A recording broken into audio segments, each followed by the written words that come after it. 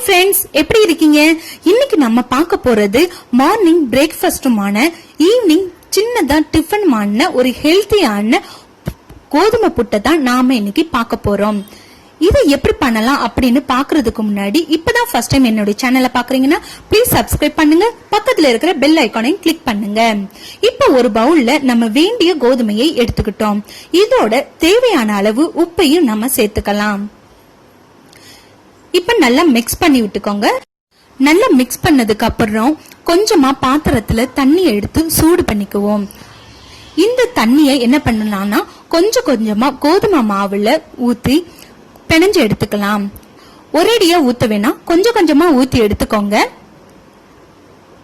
இது பாத்தீங்கன்னா ஒரு புட்டு மாவு பதத்துக்கு தான் வரணும். சோ கொஞ்சம் கொஞ்சமாவே ஊத்திக்கலாம்.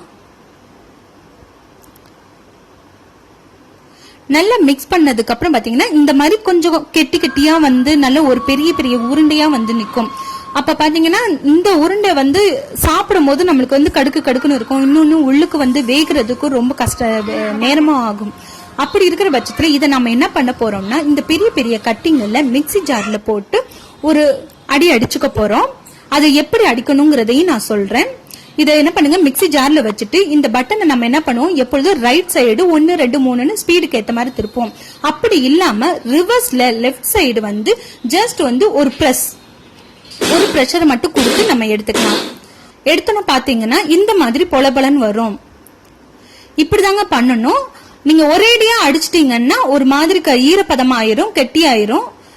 இப்ப நம்ம வந்து ஒரு பவுல்ல மாத்திக்கலாம். பாத்தீங்கன்னா இந்த மாதிரி பொல பொலன்னு இருக்கும். நான் சொன்ன மாதிரி செஞ்சீங்கன்னா இந்த மாதிரி வரும். இப்ப இதை என்ன பண்ண போறோம்னா ஒரு இட்லி தட்டுல போட்டு எடுத்துக்கலாம். இட்லி துணியை வந்து ஈரத்துல நனைச்சுக்க வேணாம்.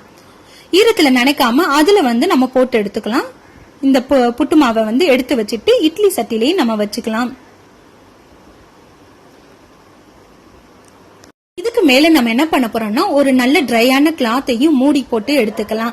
ஏன்னா மேல மூடி மூலமா வர்ற வேர்வை தண்ணியும் இதை நனைச்சிடக்கூடாது அப்படிங்கிறதுக்காக. எதுக்காக அப்படி பண்றோம்னா வேர்வை தண்ணி விழுந்தா உள்ளுக்கு வந்து ஈரப்பதமா ஒரு கட்டி மாதிரி வந்துடும். அதுக்காக தான் ஒரு 7 to 10 மினிட்ஸ் மட்டும் குக் ஆனாலே போதும். இப்ப துணியை எடுத்து பாக்குறோம், நல்ல குக் ஆயிருக்கு, நல்ல மனமும் வந்திருக்கு. பார்க்கும்போதே உங்களுக்கு நல்லா தெரியும். இப்ப நம்ம இத இன்னொரு பவுலுக்கு மாத்திக்கலாம். இப்ப இதோட என்னென்னலாம் நம்ம சேர்க்க போறோம்னா ஏற்கனவே திருகி வச்ச தேங்காய் துருவல், இதோட கொஞ்சம் வெள்ளச்சீனியும் சேர்த்துக்கலாம். உங்களுக்கு விருப்பம்னா நாட்டு சக்கரை கூட நம்ம ஆட் பண்ணிக்கலாம். இப்ப இது எல்லாத்தையுமே நம்ம சேர்த்து நல்லா மிக்ஸ் பண்ணிக்குவோம்.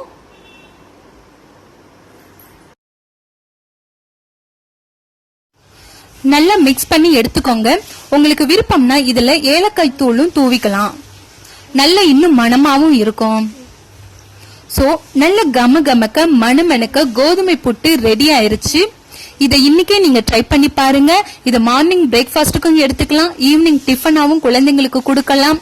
ரொம்ப அருமையா இருக்கும், டேஸ்டா இருக்கும். குழந்தைங்க விருப்பப்பட்டு சாப்பிடுவாங்க. இந்த வீடியோ உங்களுக்கு பிடிச்சிருந்துச்சுன்னா லைக் பண்ணுங்க, ஷேர் பண்ணுங்க, கமெண்ட் பண்ணுங்க, சப்ஸ்கிரைப் பண்ணி பக்கத்துல இருக்கிற பெல் ஐகானையும் கிளிக் பண்ணுங்க. தேங்க்ஸ் ஃபார் வாட்சிங்.